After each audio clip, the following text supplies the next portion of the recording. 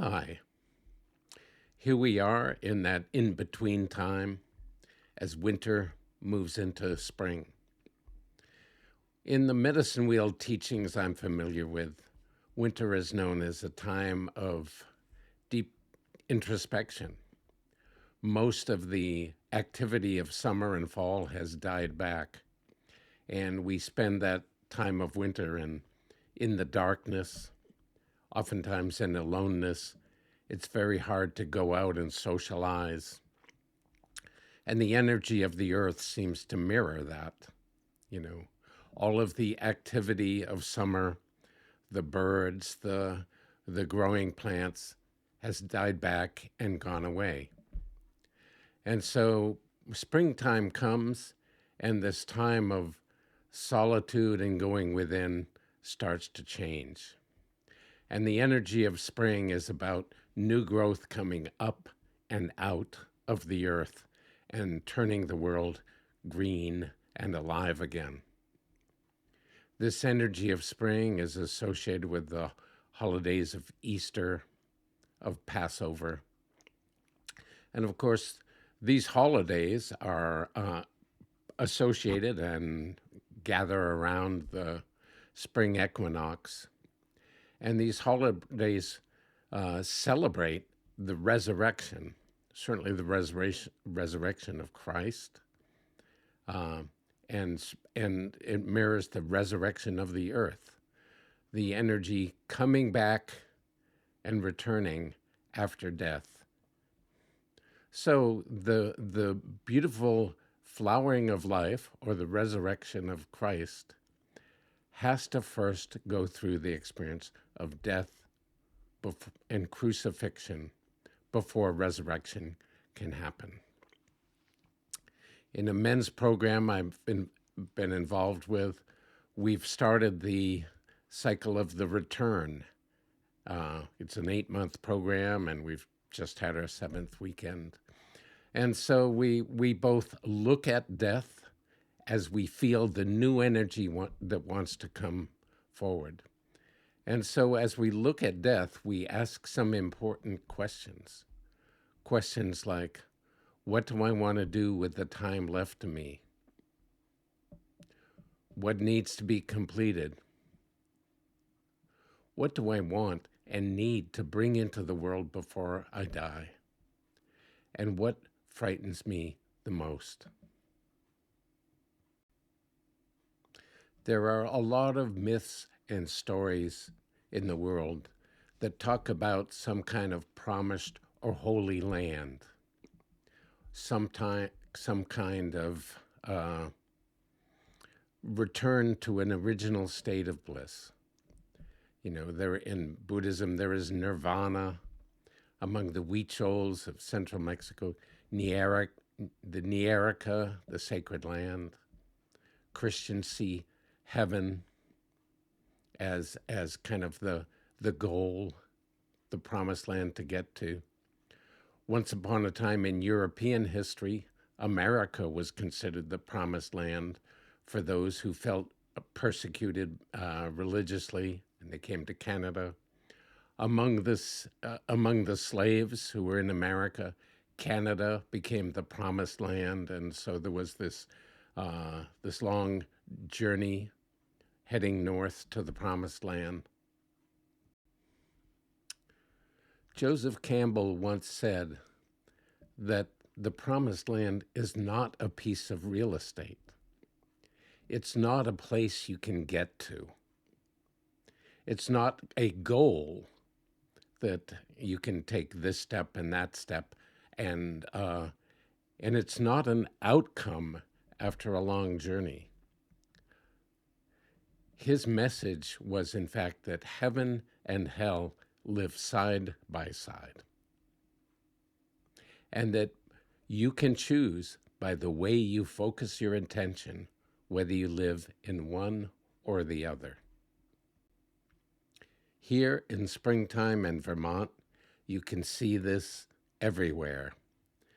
You know, daffodils are rising out of the ground and blooming. Forsythias are opening their brilliant yellow flowers.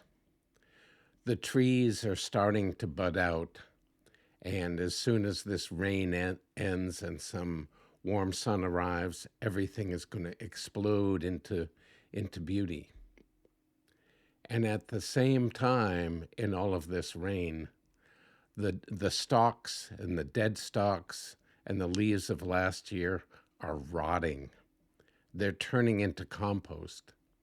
And of course, that turning into compost will feed that new growth. So here we are at the same time, the flowering, the fruiting, the moving into the future is happening. And at the same time, the rotting and decay is happening as well. One of the teachings that I've shared for a long time is that we see the world the way we are, not the way it is. And a post or two ago, I used the example of looking at the night sky and seeing constellations. And as I said, we could see the constellation known as the Big Dipper, but we could also take those stars and combine them in thousands of different ways and see an entirely different set of constellations. We have the capacity to live in heaven or hell because it's all happening right here, right now. Right here and right now, one can look out at the world, the primal physical world, the social world, the political world, and see hell. One can look, there are people who would say, oh, this is a fundamentally racist country. It always has been. One could look at the world and say, oh, the political climate, this or that party is toxic, and we have to live with them. One can look and say, things are just getting worse, and there's enough headlines, just like there's enough stars in the sky, that you could convince yourself that things are horrible and worse than they have ever been. And that may, in some ways, be true. There are enough statistics about the isolation that comes from social media and staring at screens. There's enough information about, political dysfunction. There's enough information about the epidemic of depression and loneliness. There is enough information to convince ourselves that life is hell, that things are getting worse, and that we're in serious trouble. And this could be true. And yet, at the same time, just like there's enough stars in the sky to see a totally different set of constellations, these things are also true. We are so privileged to live in this time. 500 years ago, epidemics like the plague and the Black Death would kill half the population of the world. And 40 years later, they'd come back and kill 40% of those who were left. We are so fortunate because archaeological evidence shows that among the primal indigenous world, something like 28% of the population died of violent death. The bones showed fractured skulls and broken bones from blunt trauma and brutal assault. In fact, today, even though the social media tends to make you think horrible things are happening all the time, this is in fact the most peaceful time in human history. In the 1700s in France, famines, which would kill 20 to 30% of the people, happened on an average of every 10 years. Epidemics, famines, starvation were the rule 200 years ago. Now they barely exist. There is enough evidence where you could also tell the story of anyone who was born into this culture at this time hit the jackpot. There has never been a country where there has been so much freedom, so much wealth, so much comfort, the ability to have the life you, whatever life you want, beyond the wildest dreams of kings who lived a mere few hundred years ago. So again, like the stars in the sky and the ability to make constellations, we can look at the life we have now and just find reasons to just be grateful for all we have. So I will say, just like in springtime, where death and compost is happening right at the same time that new growth is starting to appear, heaven and hell exist side by side. They are walking hand in hand.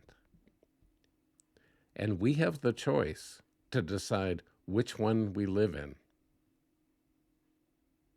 We have that choice and that ability to be living in the holy land right now. And we are. But many of us choose not to. And that, my friends, is a sad, sad thing. We see the world the way we are, not the way it is. We are living our dream. And if the life we're leading seems horrible and a nightmare, you are still living your dream. And we have the potential to change that dream, to change that story, to be living in the promised land right now. This life, the one we have, is the promised land, is the sacred world we've been promised.